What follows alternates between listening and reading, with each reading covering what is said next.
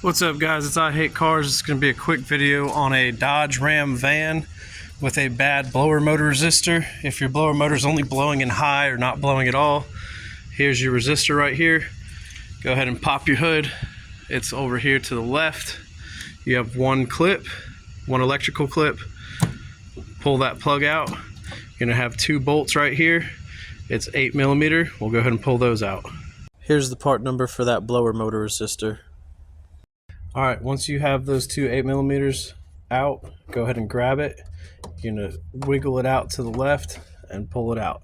There's the old one. It's all nasty. Out with the old, in with the new. Go ahead and take your new one. Slide it right back in there just like you got it out. And then we'll go ahead and put those two 8mm back in and plug it in. Now that we have those two 8mm bolts in there, go ahead and grab your electrical connector and plug it in. You hear that little snap, and we are good to go, guys. I hope this video helped you. If it did, please like, comment, and subscribe, and check out some other videos. Thanks for watching.